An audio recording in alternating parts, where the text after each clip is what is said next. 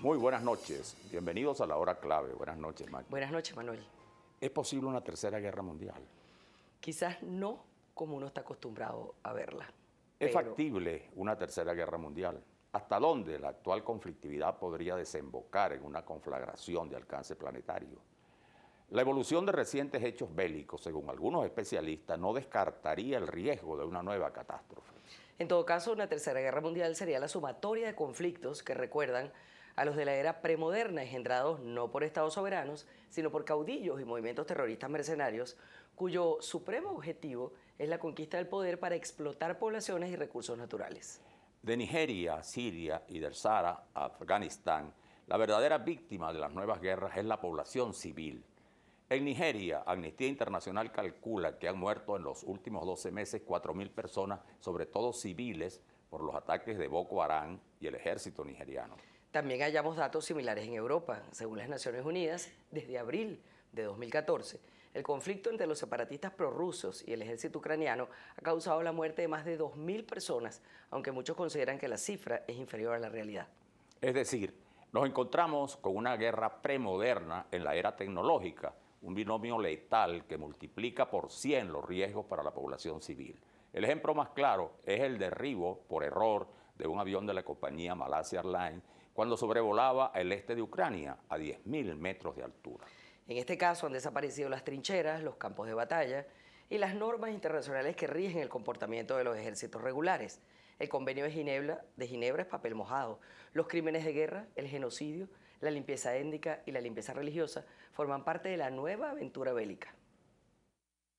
Pensar en una guerra mundial es un escenario extremo, un escenario que nos invita a asomarnos al abismo para tratar de evitarlo.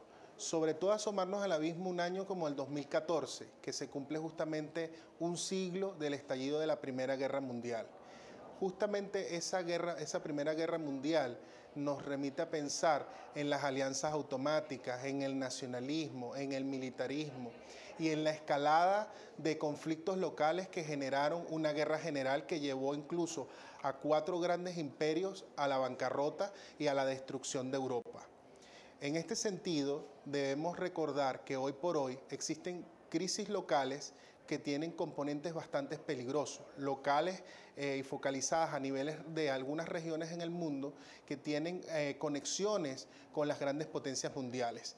Por ejemplo, está el caso del Mar del Sur de China o el conflicto con el Mar del Este con Japón, está el problema que hay con Corea del Norte, que involucran tanto a China como a Estados Unidos en un difícil reacomodo. China, que viene como potencia emergente, y Estados Unidos, que ha sido la potencia mundial predominante después de la Segunda Guerra Mundial.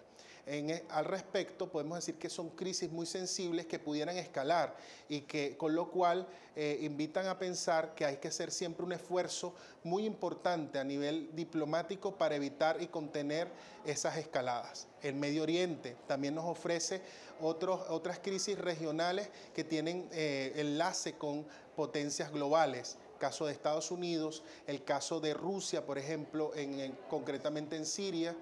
Y otra crisis importante sería la de Ucrania, en donde están por un lado la Organización del Tratado del Atlántico Norte, Estados Unidos y sus aliados, y Rusia.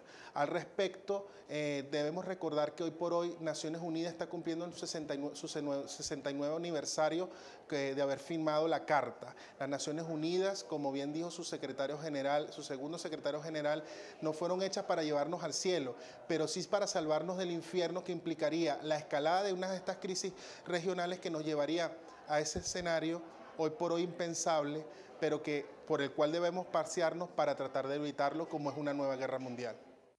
Mary Kaldor, autora de la obra Las Nuevas Guerras, Violencia Organizada en la Era Global, sostiene que la globalización ha hecho que algunas regiones hayan retrocedido a condiciones propias de las guerras premodernas. De hecho, la globalización ha socavado la estabilidad de regímenes autoritarios como en Siria, Túnez y Libia. Por ejemplo, la caída de Gaddafi en el 2011 ha creado un vacío político que las milicias tribales, desde los grupos liberales hasta los islámicos, han ocupado con la violencia. El objetivo de todos, en este caso, es la conquista del poder político y económico para sacar provecho y no la creación de un Estado democrático, ni mucho menos de una nación nueva. También la crisis alimentaria en ciertas regiones africanas, vinculadas en parte al cambio climático, ha extendido la inseguridad y ha fomentado los conflictos armados religiosos y étnicos. Y por supuesto, el mundo vive conmocionado por la gravísima situación planteada por la presencia del Estado Islámico en Siria, Irak y la frontera de Turquía, lo cual ha obligado a una coalición de países encabezada por Estados Unidos para enfrentar el peligro terrorista. Ello sin mencionar la tensa situación entre Ucrania y Rusia y el viejo conflicto entre Israel y Palestina. ¿Qué opinan los venezolanos de una posible tercera guerra mundial? Vamos a consultar a la calle y al regreso estaremos conversando con el doctor Herbert Torres. Sí, eso se ve clarito. ¿Por qué? Porque por todo lo que está sucediendo no solo en Venezuela, sino a nivel mundial. Bueno, no creo, no. Yo para mí no. Bueno, porque no creo no sería conveniente para nadie, ¿entiendes? Hay gente más que pedirlo que no lo haya. Está presente ya, está presente con todo lo que está pasando y todo lo que se está viendo en el mundo. No te creo. No creo porque no está previsto todavía en ningún país. Al menos que China y Rusia se pongan de acuerdo y no den la sorpresa, pues. De resto no. Vamos en ese camino. ¿Por qué dices eso? Siempre se comienza por una tontería y hay mucho loco, de lado y lado. Lamentablemente.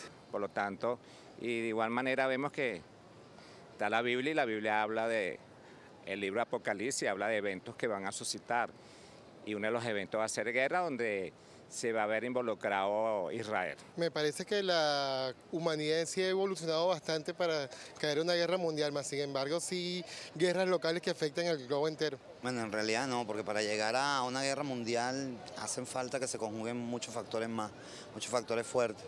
Si hay un conflicto allí fuerte en el Medio Oriente, en la parte de Grecia también, Estados Unidos está allí también intermedio, como quien dice, en el medio, ¿no? Esperando a la expectativa, pero de verdad tienen que haber muchos factores. No creo que en estos momentos se dé y esperemos en el nombre de Dios que tampoco.